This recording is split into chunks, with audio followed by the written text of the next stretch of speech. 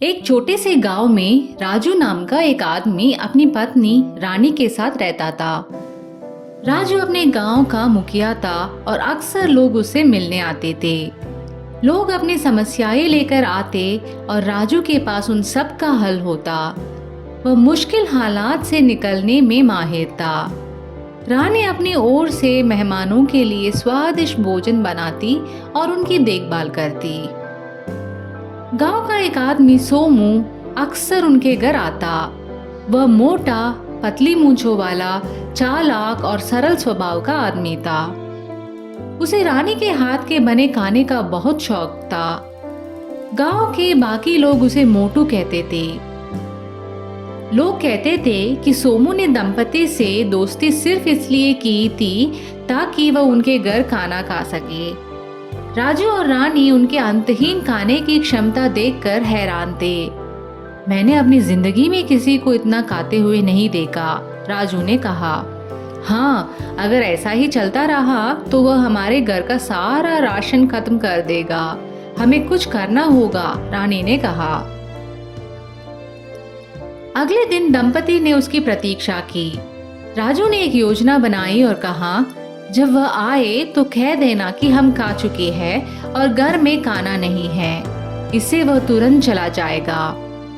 रानी ने समझदारी से उसकी बात मान ली। जैसा सोचा था वैसा ही हुआ। सोमू दरवाजे पर पहुंचा और कहा, ओह, मैं कितना भूखा हूँ। रानी ने दुखी चेहरा बनाते हुए कहा, मुझे माफ करे, लेकिन हम पहले ही खा चुके हैं। घर में कुछ भी नहीं है। अगर आप राजू से मिलने आए हैं तो वह बाहर गए हैं, उसने कहा। अगर वह यहाँ होते तो जरूर तुम्हारे लिए एक मुर्गा मार देते। मुर्गा? यह सुनते ही सोमू ने कहा। सिर्फ इसके बारे में सोचने भर से उसके मुंह से पानी आ गया। मुझे चिकन बहुत पसंद है, उसने रानी से कहा।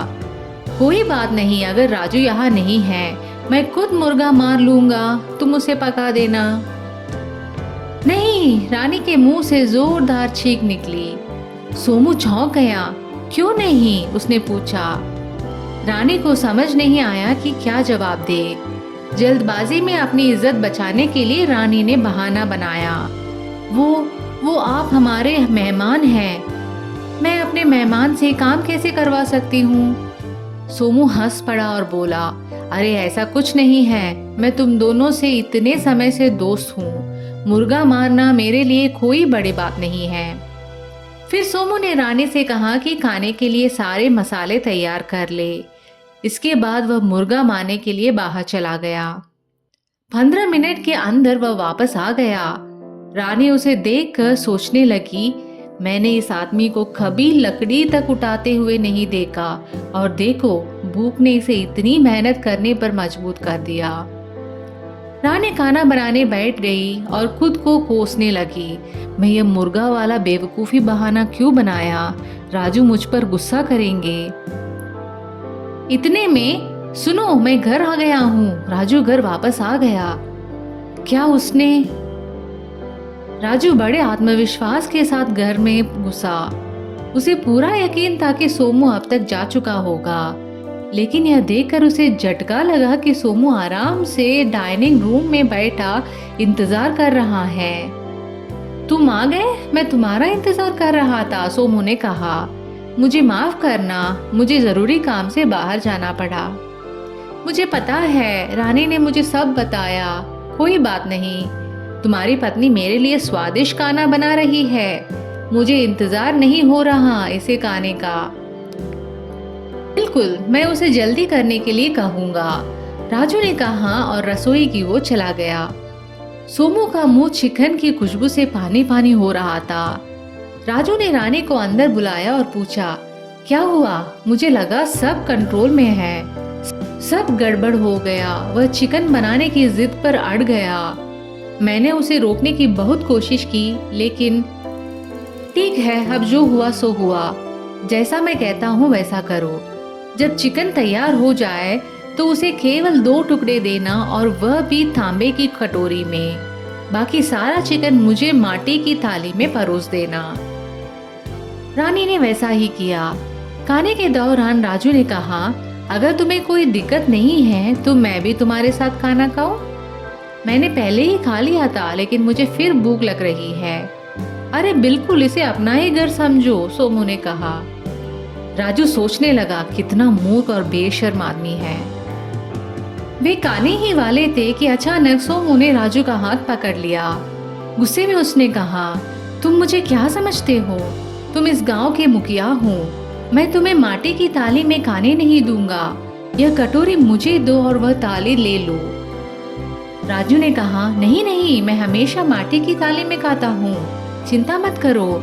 लेकिन सोमू ने जिद पकड़ लिया और कटोरी थाली बदल ली। राजू ने नई योजना बनाई और रानी को इशारा किया। फिर उसने सोमू से कहा, ठीक है, जैसा तुम कहो, मैं तांबे की कटोरी से खाऊंगा। लेकिन खाने से पहले उसने हाथ जोड़कर जोर जोर से प्रार्थना शुरू कर दी। ओ बुरी आत्मा, आज हमें माफ कर दो। ओ बुरी आत्मा, आज हमें माफ कर दो। यह सुनकर सोमू डर गया। उसने पूछा, यह बुरी आत्मा कौन है? राजू ने उसे बताया कि उनके घर में अक्सर एक बुरी आत्मा आती है। वह मोमबत्ती बुझाकर अपनी उपस्थिति का संकेत देती है और तब तक परेशान करती है जब तक संतुष्ट नहीं हो जाती। यह सुनकर सोमू बोला, वो समझ गया। खैर चलो खाना शुरू करें। तभी राजू ने रानी को इशारा किया और उसने झट से मोमबत्ती बुझा दी। अंधेरा होते ही राजू ने सोमू की प्लेट बदलने की कोशिश की, लेकिन तभी सोमू ने उसे जोर से मुक्का मारा। राजू को लगा कि शायद बुरी आत्मा सच में आ गई। तभी सोमू की आवाज आई, राजू मेरे दोस्त, तुम ठीक तो हो? बुरी आत्मा मेरे चिकन चुराने आई थी, लेकिन मैंने उसे रोक लिया। फिर सोमू अंधेरे में ही अपनी प्लेट उठाकर बोला, अब मुझे इस आत्मा से और परेशानी नहीं चाहिए। मैं अपना खाना कहीं और खा लूंगा। कल फिर मिलते हैं। रानी ने मोमबत्ती जलाई और राजू को उठाया। तुम ठीक हो? रानी ने पूछा। मुझे यकीन नहीं हो रहा कि मोटू इतना जोर से मुक्का मार सकता है, राजू ने कहा। वह दोनों प्लेट लेकर चला गया, रानी ने जवाब दिया। राजू हार महसूस करते हुए अपने कमरे में चला गया। रानी ने उसे दिलासा देते हुए कहा, चिंता मत करो, हम उसे कल मात देंगे। दोस्तों, अगर आपको यह कहानी अच्छी लगी तो इस चैनल को जरूर सब्सक्राइब करना।